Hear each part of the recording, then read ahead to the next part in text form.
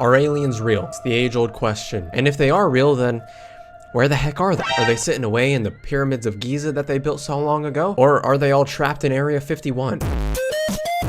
So the other day, I watched an entire 2-hour Congress meeting. God, I never thought I would hear those words coming out of my mouth. So at this hearing, there were 3 former military officers that were testifying on the issues of UAPs. Now, if you don't know what a UAP is an unidentified aerial phenomenon, as opposed to the former classification that people used of UFO, which was unidentified flying object. I'm not exactly sure why the name has changed, unless it's because they don't think that it's an object, it's just a crazy thing that's going on in the sky. Like maybe it's a floating, I don't know, it would have to be an object either way, right? I don't know why they switched the name.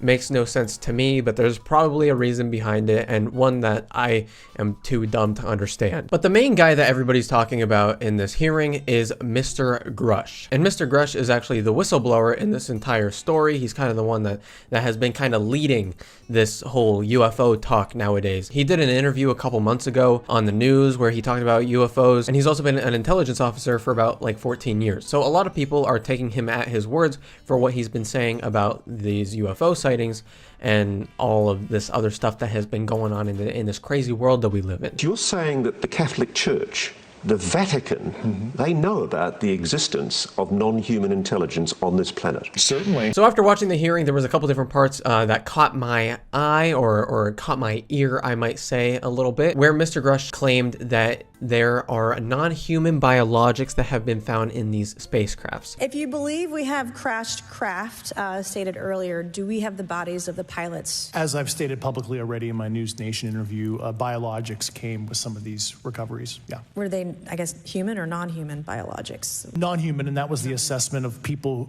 with direct knowledge on the program I talked to that are currently still on the program. And some people, after hearing that, were wondering, well, why isn't he just saying extraterrestrial? Because a lot of people, when talking about aliens, say extraterrestrial, you know, E.T., phone home, that type of shit. Alien. But no, he wouldn't say it. And he was even asked at one point why he wouldn't say it, and this was his response. I think the phenomenon is very complex, and I like to leave an open mind analytically to specific origin. And I think that was probably the most interesting part of the entire hearing, for me at least, because he will not say extraterrestrial. In the interview that he did on TV a couple months back, he would also not say extraterrestrial. He says non-human, because he wants to keep an open mind. I've been scratching my head over what that might mean. And I don't know.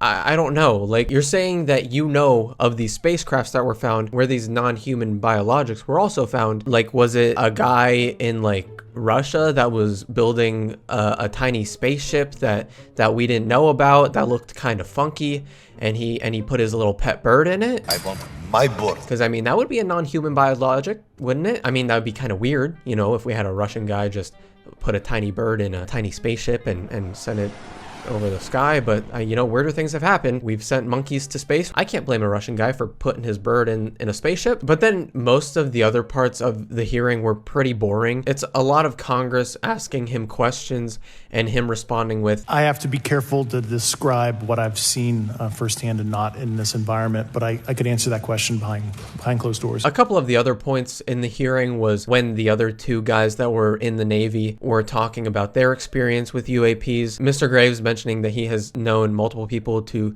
have seen multiple different spacecrafts. But when it comes to both of these men, a lot of what they're saying is just hearsay. It's people telling them their experience and then them repeating it to us.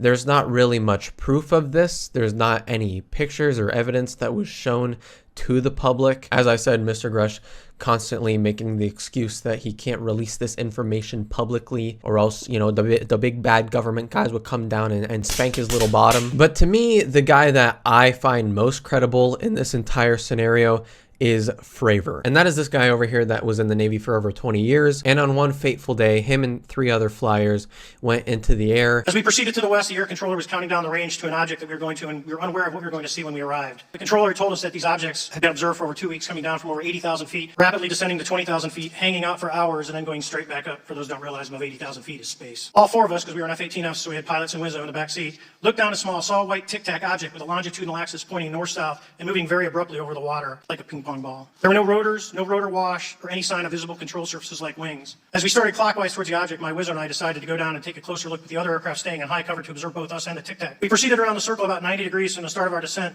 and the object suddenly shifted its longitudinal axis, aligned it with my aircraft, and began to climb. We continued down another 270 degrees, nose low. As we pulled nose onto the object, within about a half mile of it, it rapidly accelerated in front of us and disappeared. Our wingmen, roughly 8,000 feet above us, lost contact also. So as we started to turn back towards the east, the controller came up and said, "Sir, you're not going to believe this, but that thing is at your cat point, roughly 60 miles away in less than a minute." In closing, I would like to say that the Tic Tac object we engaged in 2004 was far superior to anything that we had on time, have today, or looking to develop in the next 10 years. And the reason I find that story more credible than everything else is because that story actually has footage to back up his claims to an extent. And he also doesn't seem like the type to just believe that UFOs exist. He's not like some conspiracy theorist or anything. He was just out there one day, saw it, and he told people what he saw. And that's not to say that the other two guys are not telling the truth. They are under oath after all. And of course, I mean, we would never have anybody that would ever lie under oath, right? That's not a thing people do. Silly. Don't get me wrong when I say this. I want there to be aliens, okay? I think it would be sick as fuck. I'd love to clap some alien cheeks. I'd love to have a little alien family that I could call my own. But I do think that there is something to be said that when you devote your whole life to uncovering UFOs and aliens' existence, that you might convince yourself that these things exist. It's not that much different than religion or even politics. When you devote your life to a specific religion or a specific party, you want that to be true. You want everything that you believe to make sense, and you're going to find excuses and ways around it for it to make sense, even if it ultimately doesn't. And don't take this the wrong way. I'm not trying to hate on religion or anything. Believe whatever you want to believe. I don't give a fuck. But I think that the mind is very powerful, and I definitely think that you can convince yourself that something exists, even if it doesn't. Okay? That's why you have people out there looking for Bigfoot. But what I also find very weird about this whole alien scenario is if you look at the data, most of the people that spot UFO sightings are people in America. Like, it's actually staggering how many people in America see UFOs compared to other countries, because we have this fascination with UFOs. We want there to be something else out there. We have all of these movies, all this entertainment around UFOs and aliens. Of course, we are going to convince ourselves that we are seeing something there that might not actually be there. Granted, that is only the reported sightings according to this specific outlet, so take it as you will. And I know I sound like a big Debbie Downer here, okay? I sound like a big sack of poo-poo, but I just don't really trust the government or people in general. I don't know why you would be coming out with all of this stuff now. And I think the funny thing about this is that a lot of people after seeing this didn't really care.